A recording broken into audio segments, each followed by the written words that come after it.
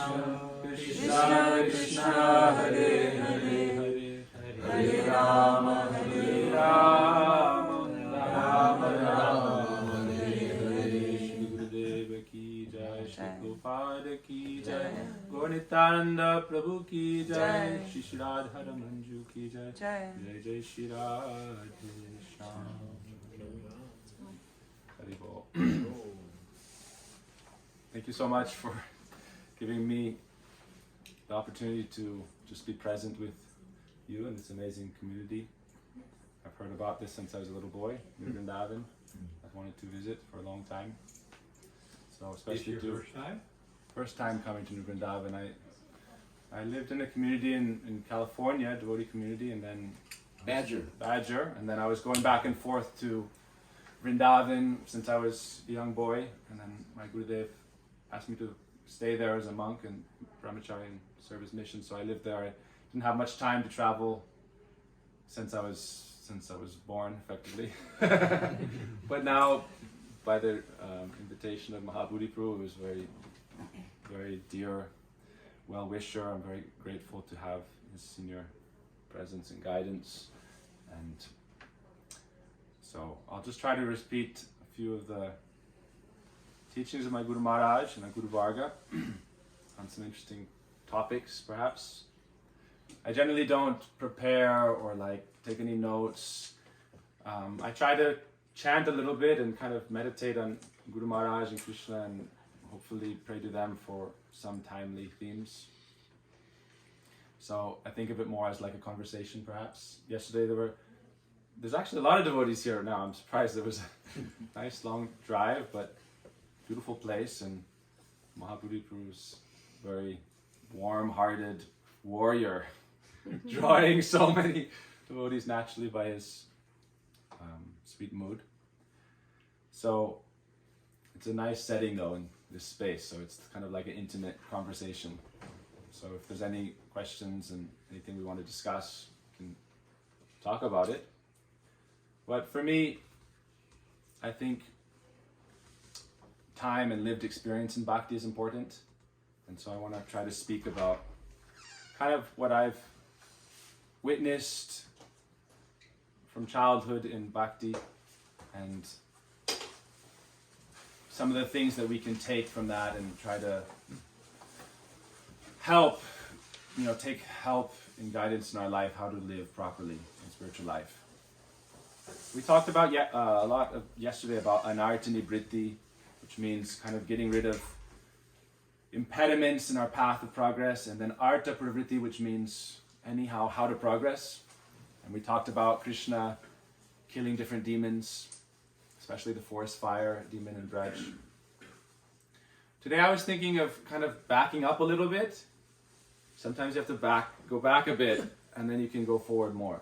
Then you can jump forward. So, since I was like a boy, just 3-4 years old, I witnessed so many amazing devotee festivals and programs. My house, they were doing Giriraj festivals since I was born. We'd have hundreds of devotees. And then we'd do Rath Yatra festivals. And so these are like some of my earliest impressions. And so I grew up, I would say, almost entirely with very positive devotee experiences. Not that everything is rosy, but just seeing devotees come together, worship Krishna, participate in beautiful community activities, it was very nourishing. My parents, amazing teachers, mother and father both, amazing devotees, helping me, learn to chant and take prasad. Some of my earliest pictures, I'm like 2 years old in Mangalarti in our home, not in the temple, in our home temple. And so I was just thinking a lot about kind of experiences we have in Krishna consciousness, and everyone has different experiences, and there's always, it's a mixed bag. But overall, it's been very positive. And it's interesting because we exist within societies, the country or organizations, and so therefore we have relationships with those as well. And those are very helpful because it gives us like a foundation. What's called like Sandini Shakti is a foundation. That's Baladev Prabhu's quality, you could say. Sandini. And so society and organizations, they serve as foundations. And therefore it's very important. So I was thinking on the drive up just to see Maha Buddhi Prabhu on some of these topics that he's been discussing, and how when we consider how to understand, you could say, the movement of Krishna in its mysterious ways. And if we look at like our Vaishnava Sampradayas, if we look at all our Vaishnava Sampradayas, they all, you could say they're led and started by powerful acharyas. But those powerful acharyas, they create platforms, foundations, sandini, a kshetra, which means like a field for cultivating spiritual life. And so therefore they engage or enlist people to serve, to support those foundations. Because if the foundation crumbles, then the buildings of the spiritual journey, you could say, for the soul, cannot have any support. And so if we look at the Sampradayas, there's two things going on simultaneously. There's organizations, and they have various levels of management and administration.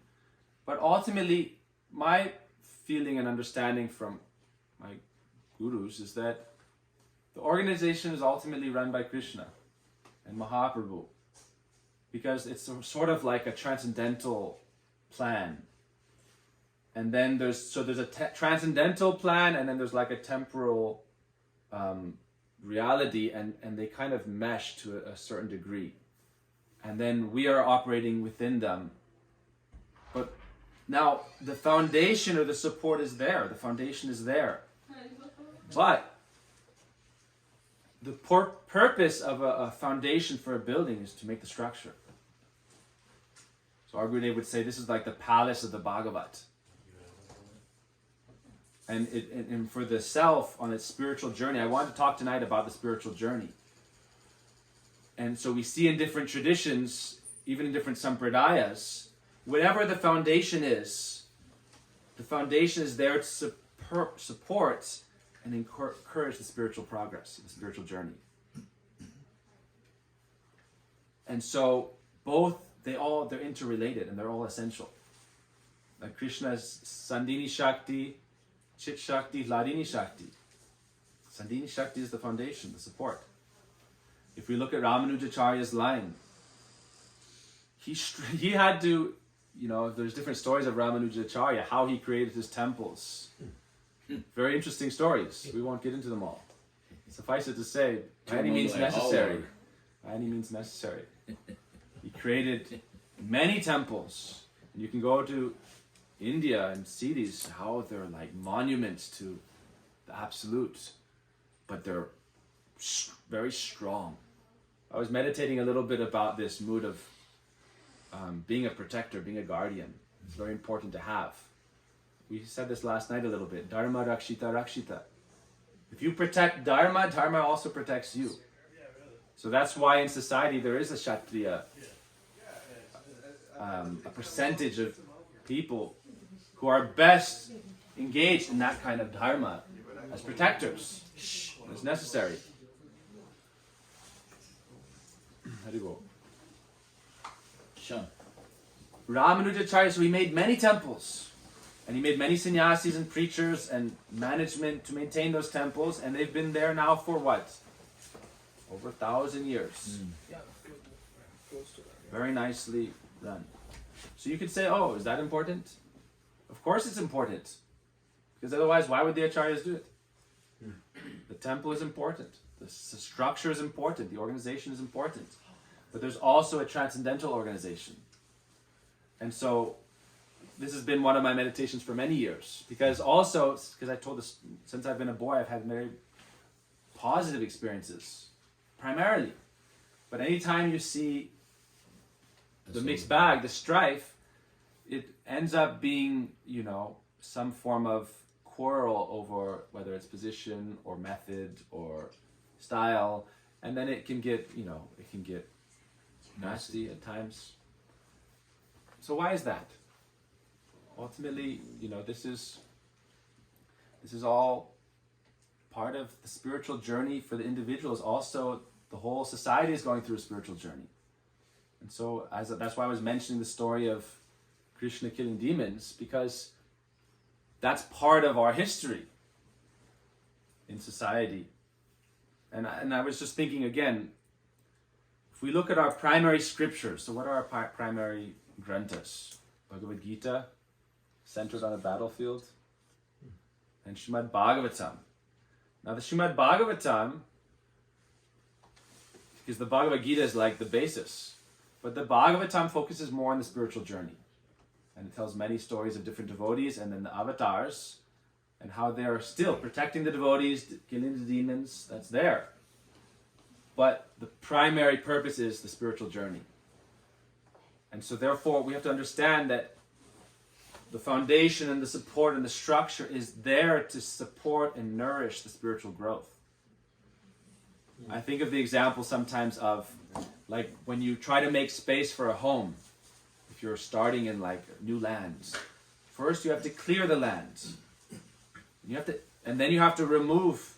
It's not just enough to take down the trees. If there's trees there, you have to remove the stumps.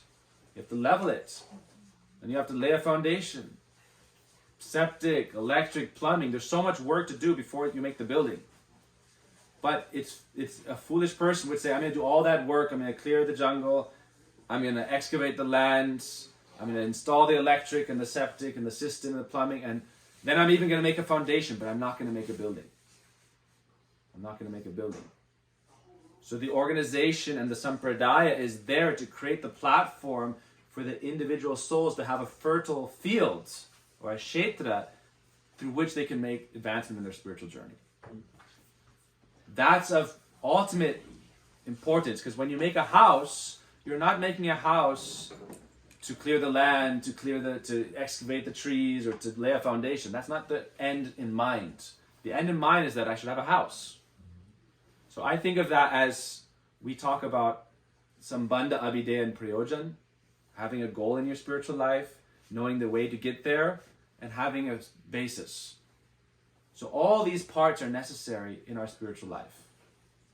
But the idea is we have to understand each in its own position and place and not give paramount importance necessarily. It's like each in its own place with its own purpose.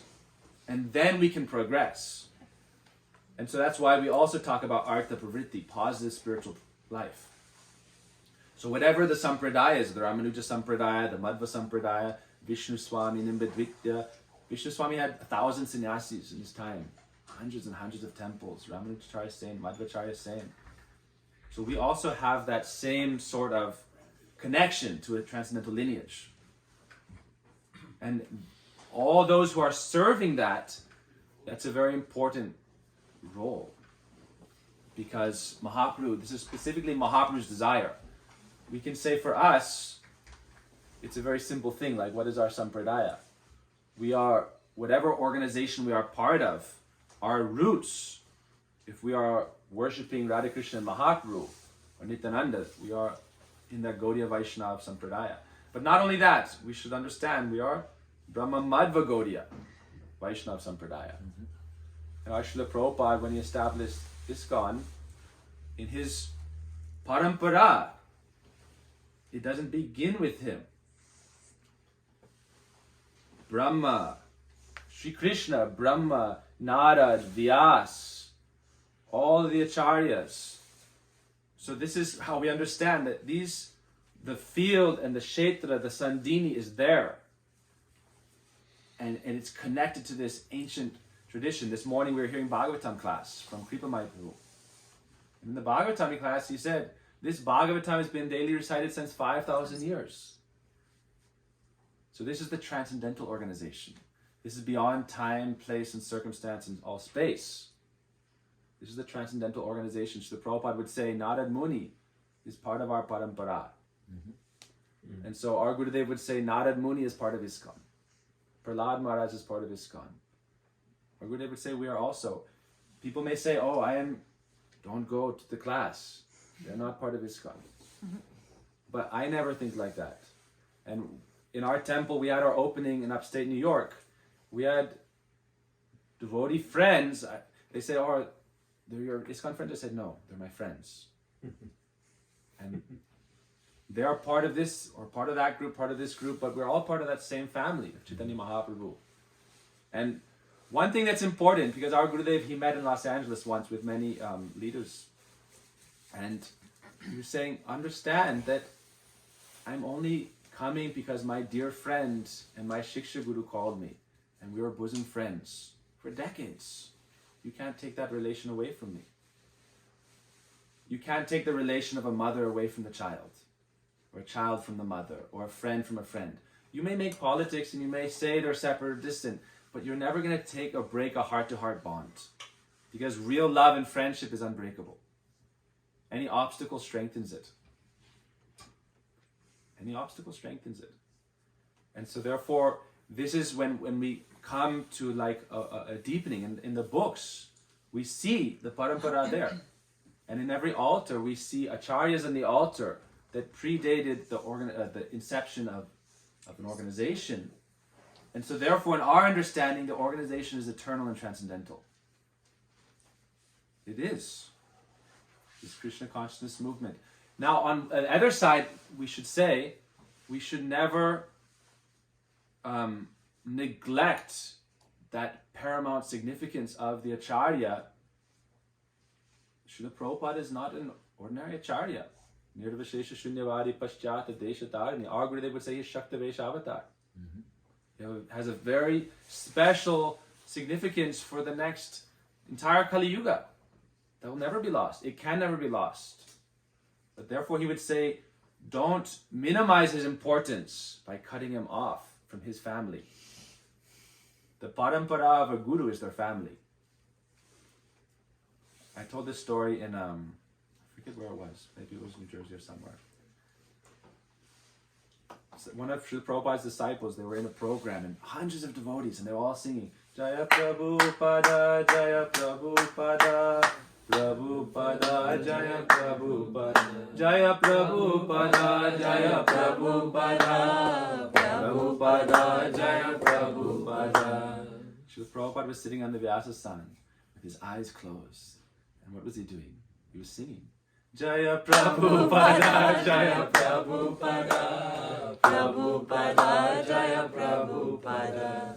The devotees thought he's singing about himself. He's singing about his Guru Maharaj, Srila Bhakti Siddhanta Saraswati Thakur Prabhupada. Some people say, oh, but the title of the father comes to the worthy son. So here's Prabhupada. And in that way, he glorified his Prabhupada.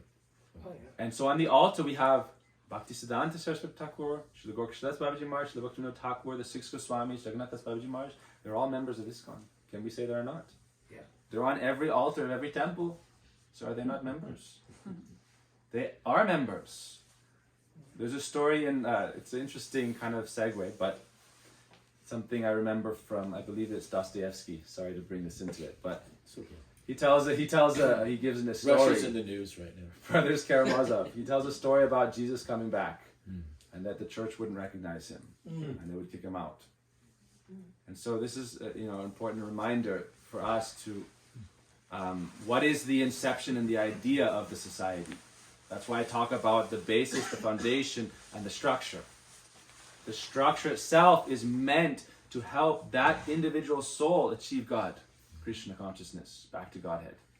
That's why if we get time, otherwise we can go on to tomorrow, I want to talk about, it's very interesting because about our scriptures, we had Bhagavad Gita, the battlefield, and then we have Bhagavatam, and then at the end of the Bhagavatam, what's the epilogue to the Bhagavatam?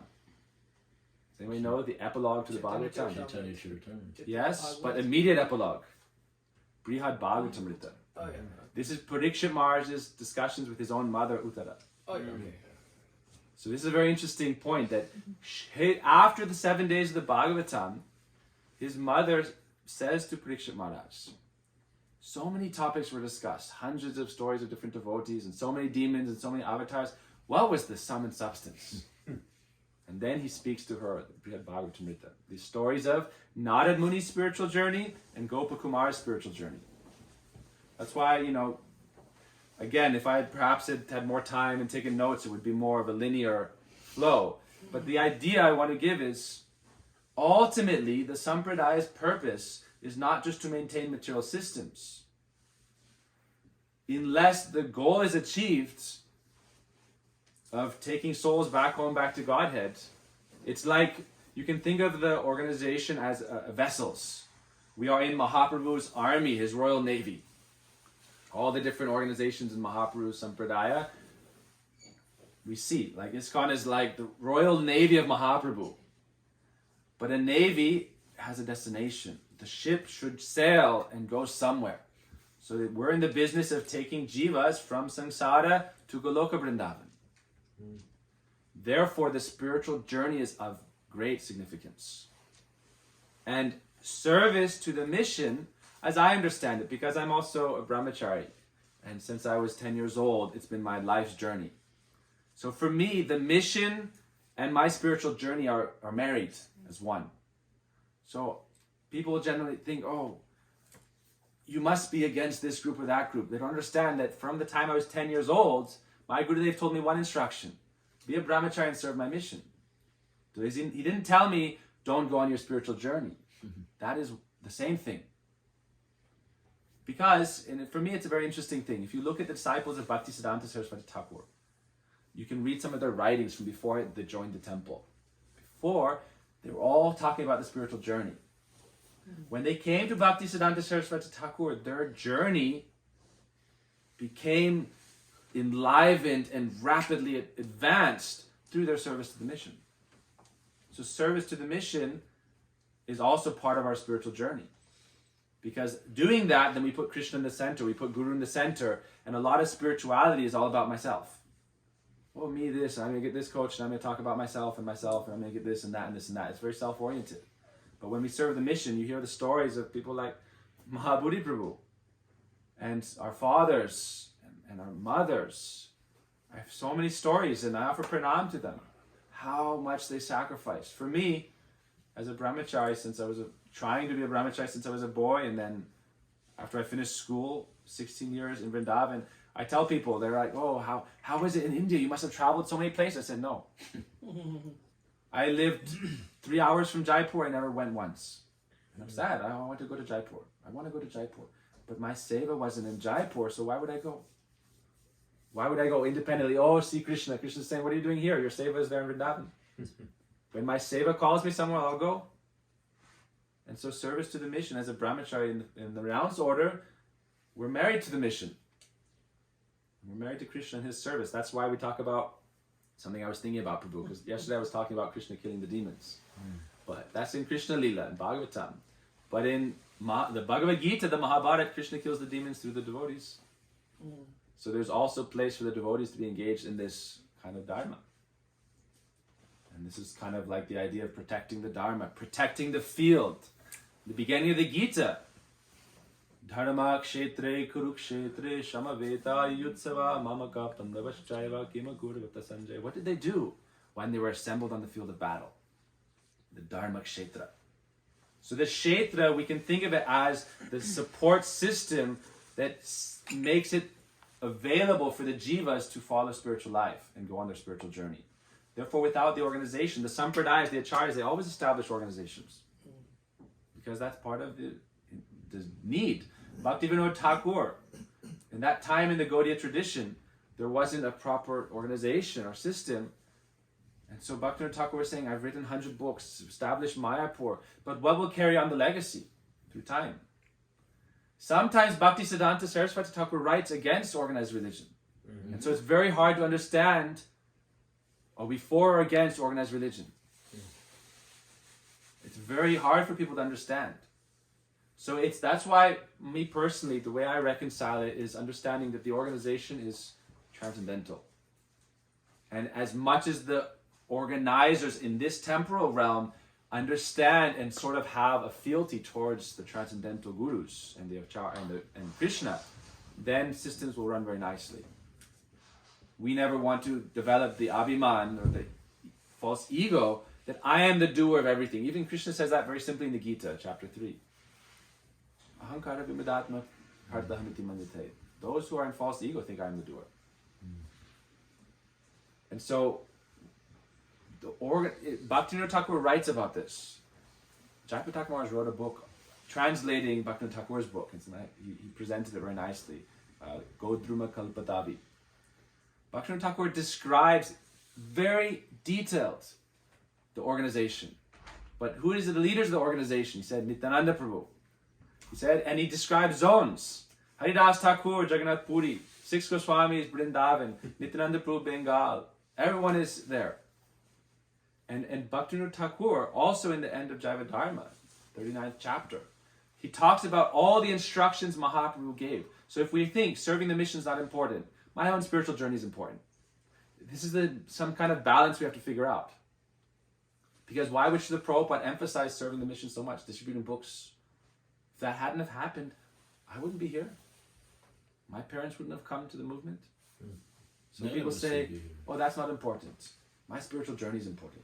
But my spiritual journey is sacrificing everything for the service of my guru and going out in the streets, distributing books. That's my spiritual journey. We don't want to become, if we look, we had a beautiful darshan today, 2 hours. It was like drinking it up, like nectar, from Varshana Swami, His Holiness Varshana Swami. It was so nice to hear the stories. He was talking about how sometimes in times of war, camaraderie becomes more thick and sweet. And when there's opulence, then it loses camaraderie. And it made me think a little bit about how, like, you hear stories of the old days with so much nostalgia almost. In the meantime, I know a story presented on Prabhu how they were in freezing weather and bus tours and distributing books and, very austere. But there was sweetness because it was a missionary spirit. And so therefore we don't want to lose that and become, because there's two sides. Dharma, Artha, Kama, Moksha means, Dharma means, yes, we're following religious life. We'll try to get some moksha or something. But there's very little like sacrifice and responsibility and surrender. I'm doing my religious life. I have my home, I have my deities, I do some puja, I take care of my own. Sometimes I go to the temple. Okay. But we're not interested in Dharma, Artha, Kama, Moksha. We want Krishna Prem. And Krishna Prem has a cost. Krishna Prem has a cost. Dharma, Artha, Kama, Moksha, you do Dharma, you get some benefit. But Krishna Prem has a cost. Mahaprabhu says the cost of Krishna Prem is what? Mahaprabhu says this verse. Prema dhana vina vyartha daridra jivan. Mahaprabhu sings, without pure love, my life is useless. Void.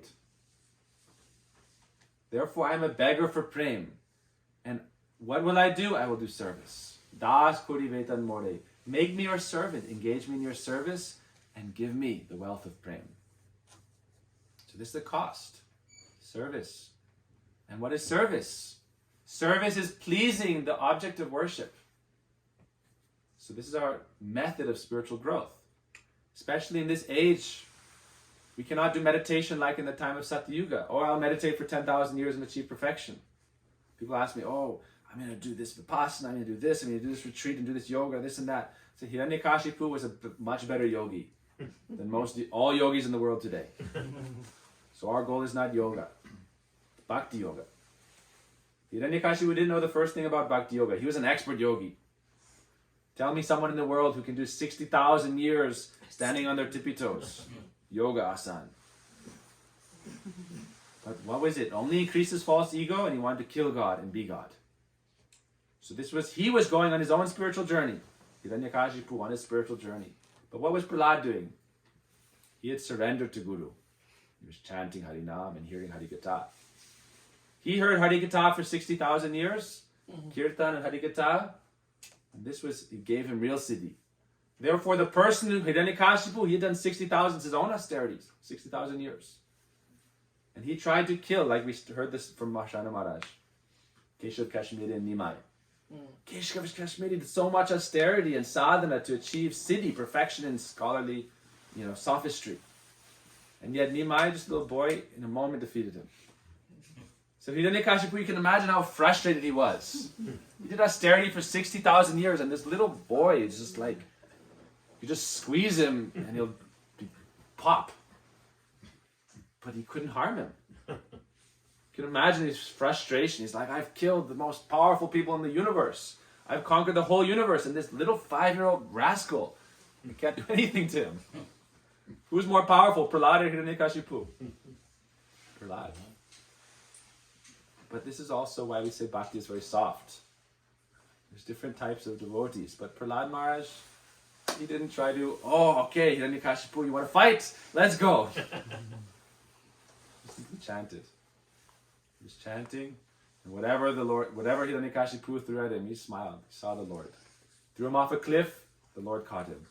Tried to get an elephant to kill him, the elephant danced in kirtan. He didn't want to touch him. Tried to poison him, couldn't do anything. Threw him in a pit of snakes. Snakes are by nature envious. But because Prahlad had no envy, and was always chanting, the snakes also became pure at heart. Nothing could harm him. Finally, Hiranyakashipu told his own wife to poison her son. You can imagine Prahlad at that point, maybe he felt bad. It's like maybe there's some chink in the armor. They would think, my mother is going to poison me and I will stop chanting Krishna name. He said, no problem. He took that and he thought, Krishna, Mare Rakshoke. If Krishna wants to kill me, no one can save me. If Krishna wants to save me, no one can kill me. No problem. Offered Krishna, everything is yours. He took the prasad. Nothing happened. So who is more powerful, Hiranyakashipu or Prahlad? So Hiranyakashipu is a great yogi. Greatest of yogis, you could say, in that time. But because his heart he had not controlled his own heart, he didn't have anything. And very easily the Lord played with him and killed him.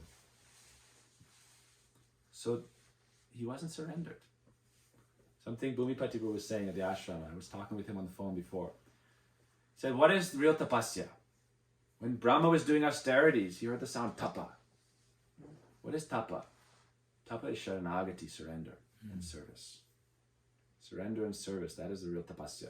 We have brahmacharis in the temple there. Recently, 2 boys took saffron. I told them, doing bodily austerities, that's not your austerity. Take care of your body. Take nice prasad, sleep, take medicine, take care of your body. Your austerity is Krishna Nam, Seva, Thakurji Seva, Prasad Seva. Seva is your sadhana. And so that's why, one angle we can understand our best means, because in Kali Yuga, that's why I told the Hiranyakashipu story. We could say, okay, now it's Kali Yuga. We can't do austerity like Hiranyakashipu. So maybe we can say, okay, I'll do some austerity. But what is the best form of austerity? What is the best sadhana, the best abhideya, the best process? And Sastra says, it's something I learned and try to remember every day. Sarva sadhana mukyahi guru seva sadadrita yaya bhaktir bhagavati yanjasya sukavaha. Of all sadhanas, the best is Guru Seva, service to Sri Guru. By doing this process, yanjasa yat sukavaha, very easily, yanjasa and sukavaha, very blissfully, you achieve the goal of life, Krishna prema. So this kind of leads us to, you could say, a transition. What is Guru Seva? And therefore, what is the purpose of the Kshetra, the organization, the support system? The purpose of it is to bring jivas to Krishna. But what is the method to bring jivas to Krishna? Harinamir Nokakani, Shri Guru Kandari. Harinam is the boat. And so the organization, what is the purpose of the organization? What is its reason for existence? Harinam Sankirtan. Harinamir Nokakani. This is Maha Prabhu said. Harinam is the boat. And Guru is the captain. So the organization is meant to train, Bhaktivinoda Thakur says, there must be organization. But he said even more important than organization is education.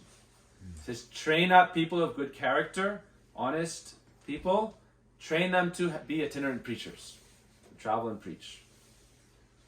And then, because if there's no good leadership, if there's no leadership training, in spiritual life, genuine spiritual life, then everything is just going to be a madhouse. So the organization is like the ship. But what is the essence of that? What is the Shakti of it? Harinam, Sankirtan. And Guru is the captain. So therefore it's meant, the way to get to Krishna is through Guru. And therefore if you please Guru, it said, Prahlad Maharaj says, Guru Shushushaya Bhakta, Sarva Labdharpananacha, Sangena Sadhu Bhaktanam Ishvara Radhanenacha. First you must surrender to Guru. Guru Shushushaya Bhakta, Sarva Labdharpanenacha. Offer everything to him. Sangena Sadhu Bhaktanam, associate with devotees. Ishvara Aradhanenacha, worship the Lord. How do you worship the Lord? Shraddhaya Tat Katayam Cha, with faith, hear Harikatha. Kirtanat Gunakarmanat, perform Krishna Kirtan. Tat Param Buruha Dhyanat, meditate on Krishna's lotus feet. Tal Lingek Shardhanadi Bi, worship the deity. This is our Gaudiya Sampradaya. If we look at any Sampradaya, Ramanuja Sampradaya, Madhva Sampradaya, what is the sadhana? What is the seva? Thakurji seva, temple seva, preaching, Nam Kirtan. Kirtan is also Katha. So all these limbs of seva are there. So when we serve Guru, because we said Guru seva is the best means, and serving the mission is also part of your spiritual journey. So how do you serve the mission? If you yourself don't develop and nurture your own bhakti, how can you help others? Learn how to swim, then you can help people from drowning. If you don't learn how to swim, who are you going to save from drowning? So on our spiritual journey, we must, that's why we do regulated chanting. I was reading about this today. Every day, that's our first Guru Seva. Chanting Harinam. And Srila Prabhupada established that. After Mangalarti, after Tulsi Parikrama, after Nishriya prayers, sit and chant at least 2 hours. If Prabhupada didn't think that was important, then why would he establish it? So he's saying, this is your Guru Seva. Without that, everything becomes a facade. I can go out and, anyone can go out and give out pamphlets. But what's the strength in it? What's the Shakti behind it if nothing is being followed? Chant Harinam. Chant the holy names. Chant the holy names. Do you chant? No. I have no time. I have only time to tell you to do it. I don't have time to do it myself. I'm a doctor. I have all kinds of diseases. But I know how to cure your disease. So therefore we say, physician, heal thyself. So that's why Harinam, Seva, this is our first sadhana. Then we can develop some spiritual maturity. So, perhaps, I don't know what time it is, we can have some questions or discussion.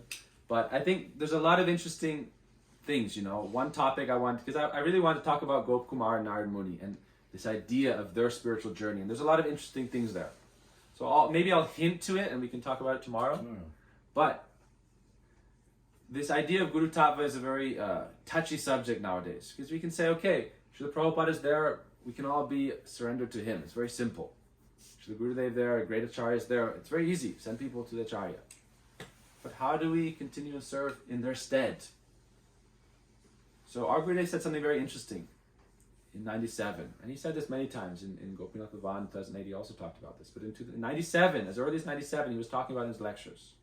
He said specifically, if someone there's different levels of devotees. Madhya means intermediate. They have nishta. They're very fixed in their faith.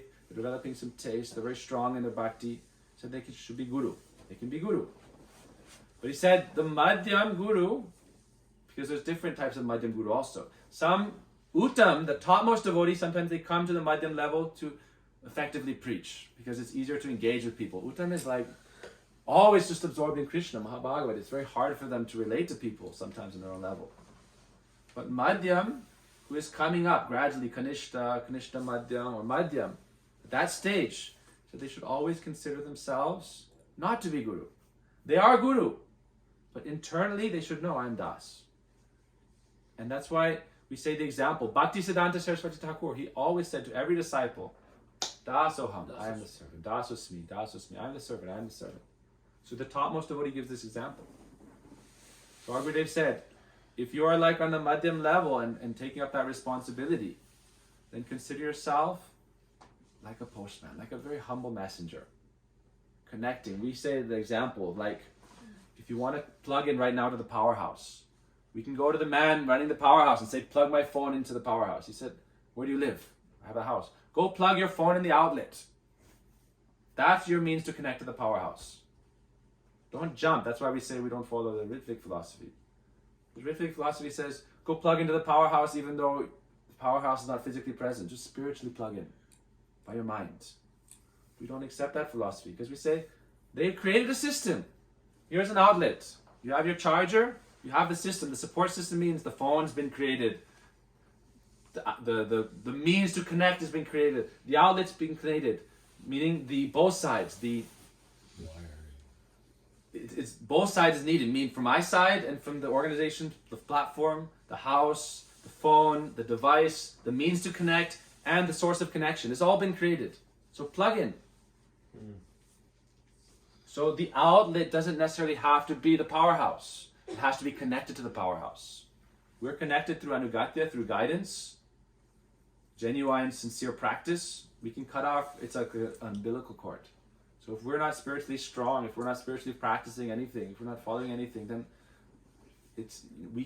our Gurudev would say, you can bring people up to the level you're at. And therefore, if you're madhyam, you should always be in higher association. Try to always be in higher association.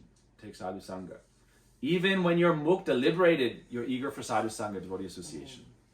So what to speak of on any lower level? Even at the mukta stage, the devotees are what they're doing. We heard this morning.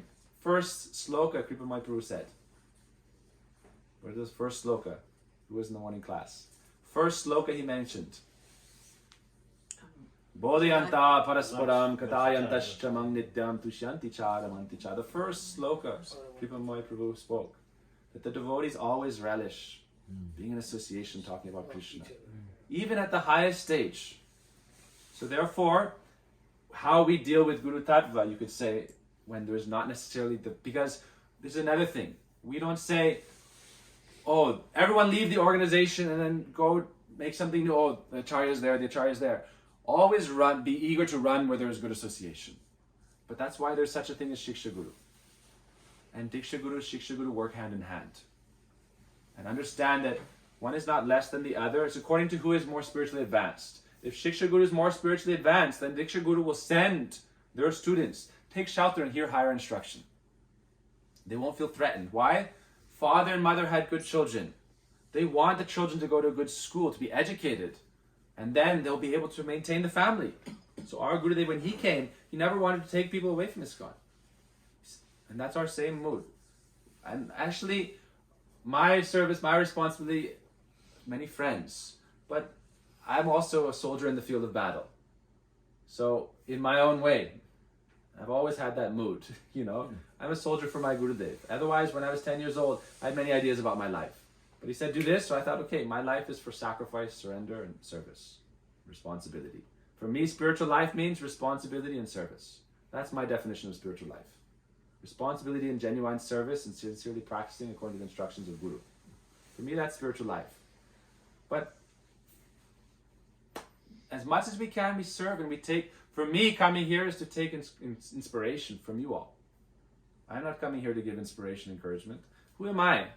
This devotee's been serving 50, 60 years. I'm a joke. Who am I to come and try to say anything? Devotees sacrificing their whole lives in service. I come to take the dust of your feet.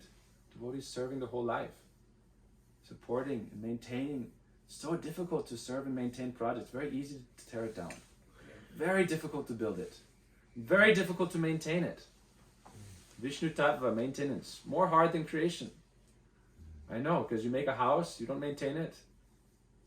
What's going to happen 10, 15, 20 years? 50 years? Molds, rots. Then you stay in that house, you'll die. Black mold. Maintain it. But to destroy is easy. Call the demolition crew and knock it down. That's not service to the Guru Varga. Rectify from within, and also trust in Krishna. We talked about this last night. Trust in Krishna. But I am only coming to see the glories, the good qualities, and to take shelter of the devotees who have served their lives. That is important. The devotees are what's important. Our mission is to serve the devotees. Krishna is far away for us. If we serve the devotees, we have faith that Krishna will accept our service and bring us to him. If we can become devotees of the devotees, then bhakti is possible. Otherwise, bhakti doesn't come from Krishna. Where does bhakti come from? What does Shastra say? Bhaktistu bhagavad bhakta sangena parijayate. Bhakti comes from the bhakta.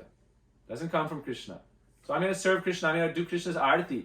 With one hand, I'm doing Krishna's arati. With the other hand, tapar mar. I'm going to beat the devotees. Oh, Krishna. Boom, boom, boom, boom, boom. All these devotees are useless and bogus. How am I going to please Krishna? Krishna says, oh, you love my devotees, you care for my devotees? Then you're my devotee. Then I'll accept you in my family. So this is, for me, this is part of my meditation. I'm coming here to take darshan of all the devotees who are serving with their lives. And try to pray to them to give me strength and service to my Gurudev. And our Srila Prabhupada. In our temple, Srila Prabhupada is present. People can say, oh, Srila Prabhupada, people tell me. Because we had devotees from Baltimore, temple president came, devotees from New York. They're inviting us in the Harinam this weekend. I said, oh, I'm so sorry I can't come because I have other engagements and responsibilities. But I go as much as we can. And sometimes you come, sometimes we go. Ram Roy Prabhu's been coming to the temple. Why? Because we don't have Bhed Bhav. This is not a political agenda. Why? Bhakti is not politics. We say when we have Ishtagoshti's discussion, if the majority of the time goes to politics, then there's something something wrong.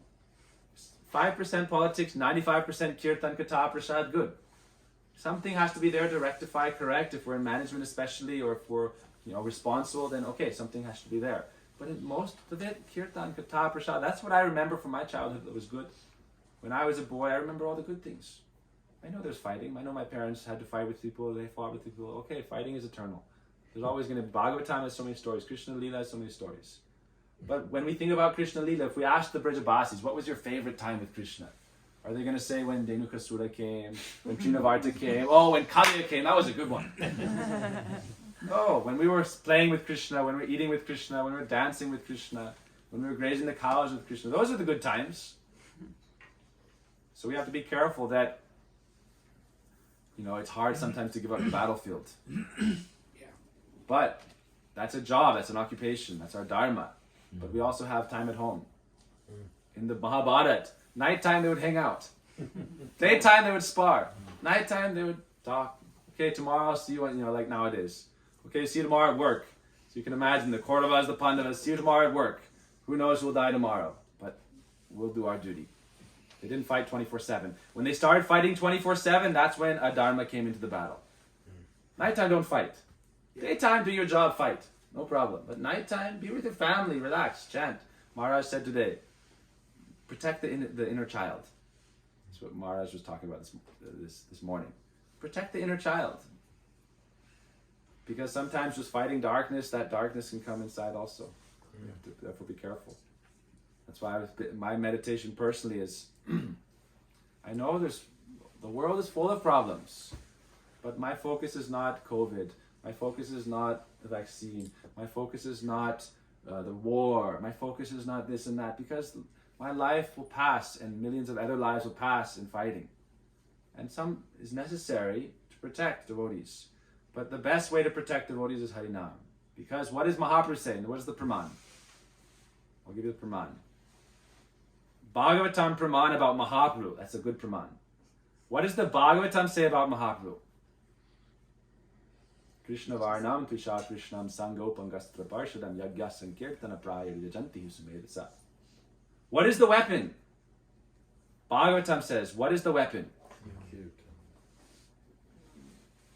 Yagya Sankirtana Praya. But it doesn't just say Sankirtan, it says Astra. The weapon. Mahaprabhu came with his weapon. Krishna came with his weapon. What was the weapon? Harinam. Ebe Astra Nadarilo. In this incarnation, I will not take up Sudarshan. He tried to take the Sudarshan to kill Jagamadai. Guru stopped him. Mahaprabhu thought, enough's enough. Let's kill a few rascals. He was like, enough's enough. Okay, I understand. Mostly I'm not going to... But look at what these Jagamadai are doing. They attacked my own Guru, Nityananda. More Guru Nityananda Roy. Mahaprabhu himself said, my Guru is Nityananda. If you offend my Nityananda, I don't care who you are, I reject you. Mora Guru Jadi Nityananda Rai. If he goes to Sui Bari, he's my Guru Nityananda Rai. So he was so upset that Jagai Madhe were attacking Nityananda that okay, enough's enough, let me call Sudarshan and kill a few demons. Nityananda stopped him. He said, in this age, the weapon is not Sudarshan, the weapon is Harinam. So that is our protest. We're going to do, what do we get? Occupy Wall Street. But what? What is our slogan? When we occupy Wall Street, what's our slogan? Hare Krishna, Krishna Krishna, Hare Hare. Hare Rama, Rama Rama, Hare Hare. When we occupy, Srila Prabhupada, he occupied the streets of every major city. What was his slogan? Hare Krishna, Krishna Krishna, Hare Hare. Hare Rama, Rama Rama. That's the weapon. That's how we can solve all the nonsense in Maya. It's not that we're blind. Because I was thinking, Prabhu, I'm not in the business of putting my head in the sand and saying, the world is, it's so nice. Any problem outside, that doesn't exist because my head's warm in the sand. I'm going to go to the beach of Miami and stick my head in the sand. No problems are existing in the world. No. Vaishnavas are not blind and foolish. We acknowledge everything. But how much do we let it occupy rent-free space in our head? My space is very valuable, expensive real estate. I value myself very highly, more than an acre of land in Manhattan. This space is very valuable. All the other space is outside. My own space is valuable. This space is valuable. So what am I going to let live here rent-free? Nothing. Only the holy name. The holy name lives in my head. So every day I chant Harinam. Chant Harinam, hear Gurudev's Katha. Our head should be full of Kirtan, Harikatha, and our body should be full of Prasad. That's why the program is going to end with, any space left? Take Prasad. Fill yourself up. Mahaprabhu said, Akanta Puriya Prasad Sivan. Fill yourself up to here with Prasad, and then the rest of it, your head, Kirtan, Harikatha. That's the weapon against Maya.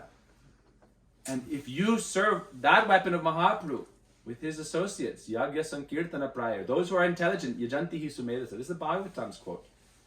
It quotes Mahaprabhu in very few places it references him.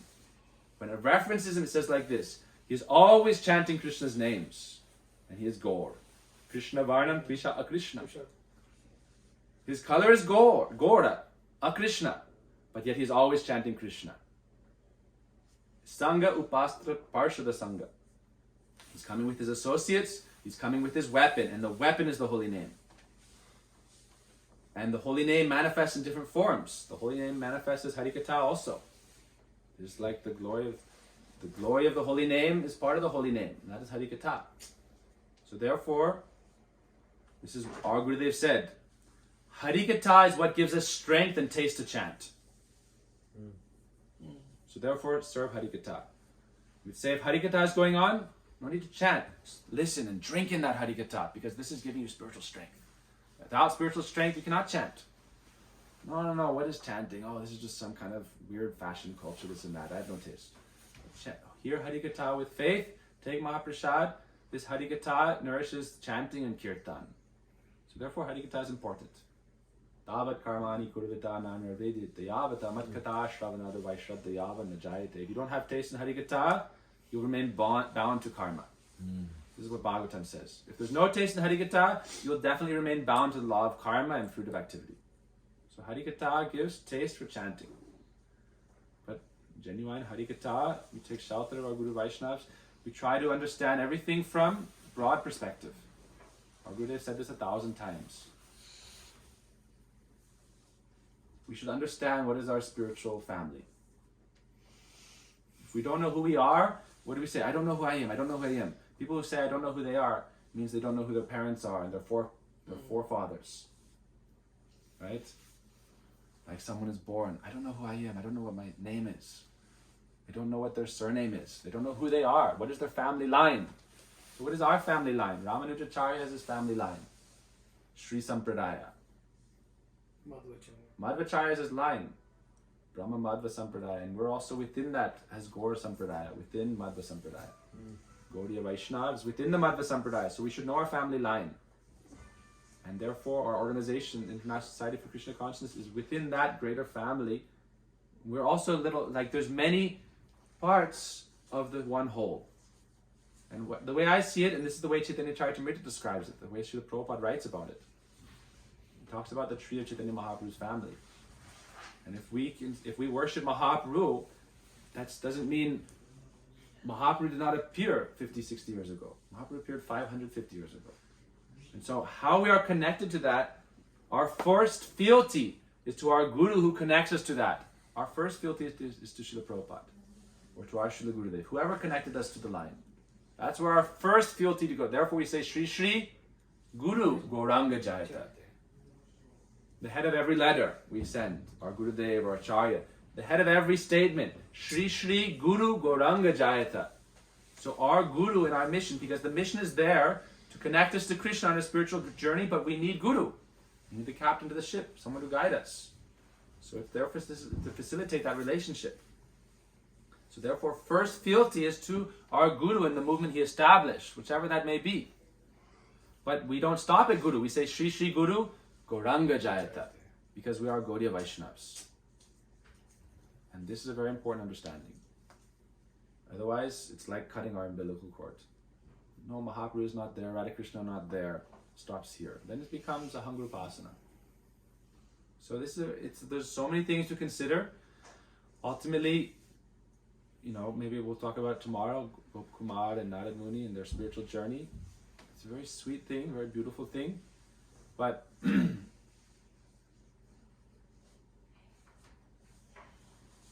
understanding what is the main significance of our line, our Gurudev would say, our Acharyas would say, we are in the Shrotiya Parampara. The path, the Sampradaya of hearing. This is how the knowledge is disseminated. Even in Diksha, when we receive Diksha, it's through the process of hearing. People say Shiksha, Diksha Guru is most important, Shiksha is nothing. But Diksha Guru is through Shiksha also. It's through the spoken word. Shiksha. Meaning, we hear the Diksha mantra from Guru. And then we hear his instructions. It doesn't start or stop. No one takes, what happens first? You get a book, you start reading the book. That's Shiksha first.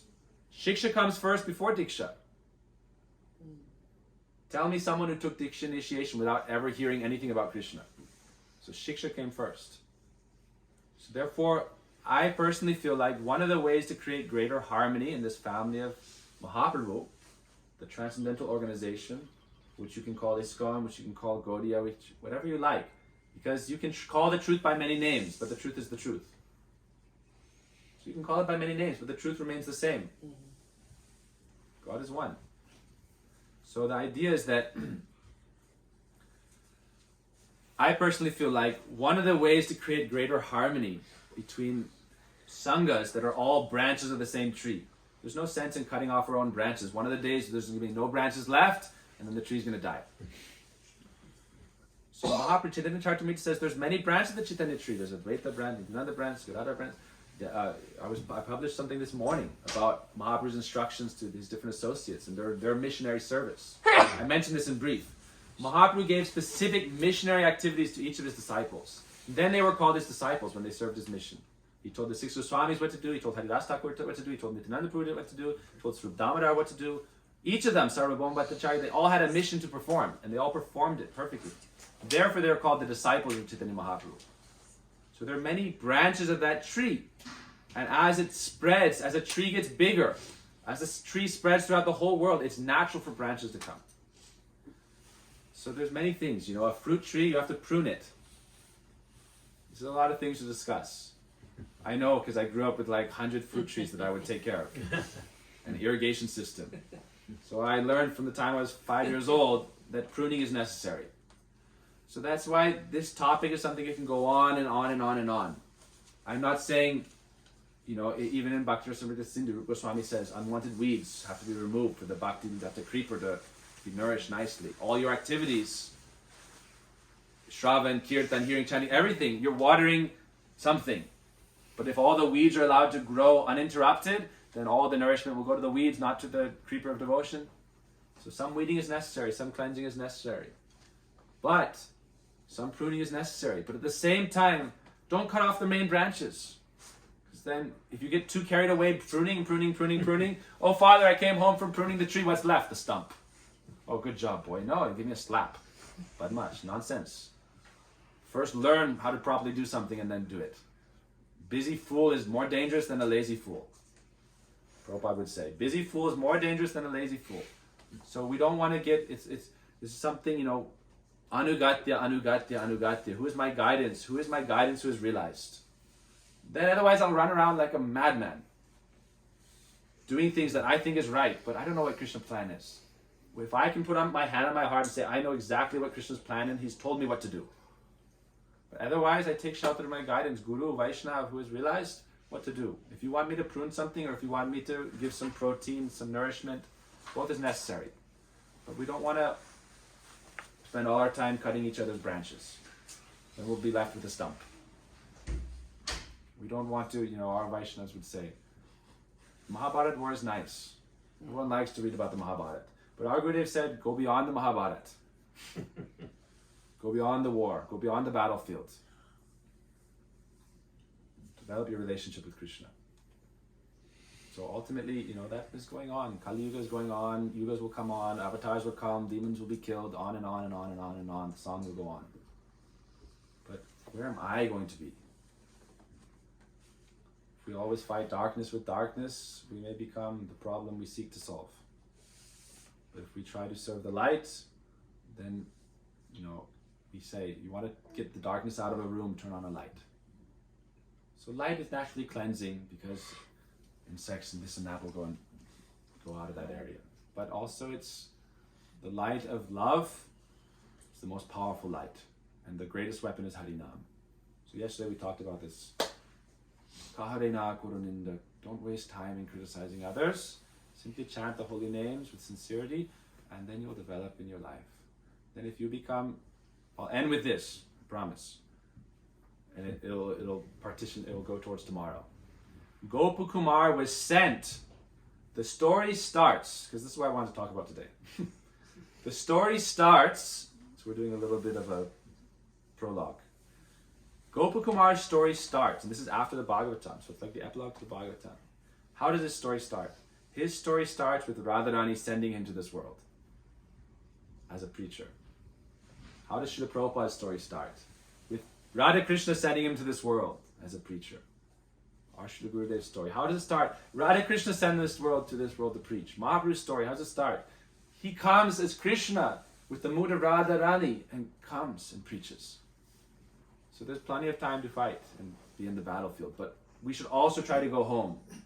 And if we're back home, back to Godhead, then sometimes they may send us out again.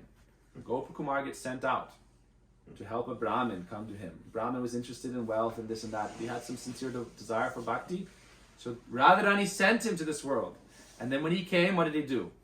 He met the Brahmin and he told his story. So the story starts saying that pure devotee came to this world and preached. So therefore, if we want to most effectively preach, go back to Godhead, be the best example. Oh, that person went back to Godhead. They followed bhakti so nicely. And then maybe another world, this world, another world. If it's our responsibility, if Krishna wants, he can send us to preach. And in the meantime, we preach. But how do we preach? We are like the soldiers of Ram. We are not Ram. This is my meditation, Our Gurudev, we have his shoes in our temple, sent by the Vaishnavas. They've been worshipped for 40 years. Worn by our Gurudev for 30 years, given to a Vaishnava with helping, build temples. There's always struggle. We're hearing stories about struggles around temples and projects and mission. So our mood is like Bharat Maharaj and his sevaks. We worship the shoes of Ram. And that's our strength in our society. We worship our acharyas, our founder acharyas. We don't try to take their position. Bharat never said, I am king. So that's why I was saying, if you're Madhyam Guru, Kanishta Madhyam Guru, whatever, Uttam, always we hold those shoes on our head. Our Guru is Nityananda, our Guru is Baladev, our Guru is our Goswami, our Acharya on that level. Gurudev said, if you're Madhyam, never think you're like Nityananda or Rup Goswami or Sukadev Goswami. Be honest with where you're at and seek higher association and initiate. So that's why I was saying, if there's less fighting or quarreling around Diksha, let people take. Good. and then serve and honor and respect, and let them also take shiksha. Children should go to a good school, then they come back and serve the parents. If they don't go to a good school, how are they going to serve the parents? So sometimes school may be inside the house, sometimes it'll be outside the house, sometimes homeschooling. Wherever there's a good school for training in bhakti, we can take that training and then we can serve our family line. So these are just some things I've been thinking about on the way up here. But I want to talk about Gopakumar tomorrow, and the story starts with him coming from the spiritual world. So thank you for your time. Hare Krishna. Vancha Kalpataruka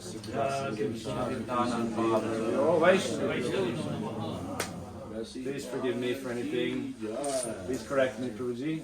Forgive me for anything I've said improper. Hare Krishna. So we'll have big feast, but anything, I don't know what time it is. It's 7 o'clock.